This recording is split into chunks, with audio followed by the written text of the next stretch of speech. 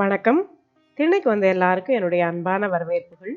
இன்னைக்கு திண்ணையில் நம்ம பார்க்க போகிறது தக்காளி ரசம். சீரணத்துக்கு உதவக்கூடிய சீரகம், மிளகு இந்த மாதிரி பொருட்களை சேர்த்து நாம் ரசம் பண்ணுவோம். அதில் இந்த தக்காளி ரசம் ரொம்பவே ஸ்பெஷல்னு சொல்லலாம். ரொம்பவே அருமையாக இருக்கும். இதோட செய்முறை பார்க்குறதுக்கு முன்னால் சேனலுக்கு நீங்கள் புதுசாக வந்திருந்தீங்கன்னா மறக்காமல் சேனலை சப்ஸ்கிரைப் பண்ணிக்கோங்க. இப்போ நாம் நேரடியாக செய்முறைக்குள்ளே போகலாம். இப்போ தக்காளி ரசம் பண்ணுறதுக்கு தக்காளி கூடுதலாக வேணும். வழக்கமான ரசத்தில் நம்ம கொஞ்சமாக தக்காளி சேர்ப்போம்.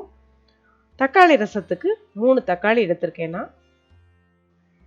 அடுத்ததாக இந்த ரசத்துக்கு தேவையானது என்னென்னா, ஒரு சின்ன நெல்லிக்காய் அளவுக்கு புளி கொஞ்சமாக தான் சேர்க்க போகிறோம். இந்த நெல்லிக்காய் அளவுக்கு புளியை நாம் மூழ்கிற அளவுக்கு தண்ணீர் சேர்த்து ஊற வச்சுக்கலாம். அடுத்ததா நாம் 1-2 இடித்து எடுத்துக்கிறதுக்குரிய பொருட்கள் என்னென்னு பார்த்துடலாம். முதல்ல 1/2 டீஸ்பூன் அளவுக்கு மிளகு, 1/2 டீஸ்பூன் அளவுக்கு சீரகம், 4 பல் பூண்டு. இப்போ எடுத்துக்கிட்ட இந்த 3 பொருளையும் சேர்த்து இப்போ நாம் இந்த மாதிரி தட்டி எடுத்து வச்சுக்கலாம். அடுத்ததா இப்போ நம்ம எடுத்து வச்சுருந்த 3 தக்காளியையும் வெட்டிட்டு, அதாவது சின்ன துண்டுகளாக கூட நீங்கள் நறுக்கிக்கலாம். அதில் உப்பு, 1 பச்சை மிளகாய், கொஞ்சம் கருவேப்பிலை இதெல்லாம் சேர்த்து இப்போ நாம் இதை நல்லா மசிச்சுக்க போகிறோம். இந்த மாதிரி மசிக்கும் போது நீங்கள் உங்ககிட்ட கொத்தமல்லி இருந்ததுன்னா அது கூட கொஞ்சம் சேர்த்துக்கலாம், இன்னும் நல்லா வாசனையாக இருக்கும். இந்த மாதிரி நம்ம கையால் மசிக்கும் போது தக்காளியோட சாறு வெளிவரது மட்டும் இல்லாமல் இந்த பச்சை மிளகாய், கருவேப்பிலையோட வாசனையெல்லாம் நல்லா அதோட சேர்ந்துருக்கும். ரசம் ரொம்பவே அருமையாக இருக்கும். இப்போ தாளிக்கிறதுக்கு 2 டீஸ்பூன் அளவுக்கு தேங்காய் எண்ணெய் அல்லது நெய் எடுத்துக்கோங்க. அதில் கடுகு, காஞ்ச மிளகாய், பெருங்காயம் இதெல்லாம் போட்டு தாளிச்சுக்கலாம்.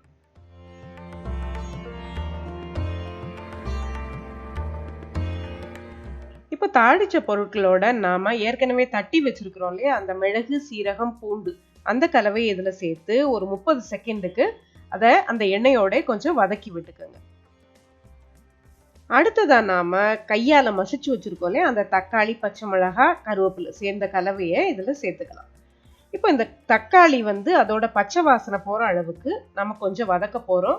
கூடவே ஒரு 1/4 டீஸ்பூன் அளவுக்கு மஞ்சள் தூள் சேர்த்து நல்லா வதக்கிக்குங்க.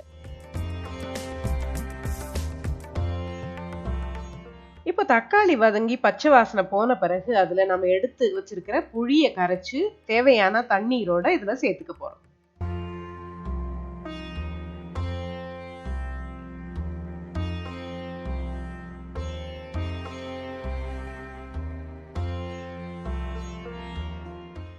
இப்போ உப்பு புளிப்பு எப்படி இருக்குன்னு பார்த்துட்டு நாம கூடுதலாக தண்ணி வேணா சேர்த்துக்கோங்க. தேவையான உப்பும் சேர்த்துக்கோங்க. சேர்த்து நல்லா கலந்து விட்டுக்கோங்க.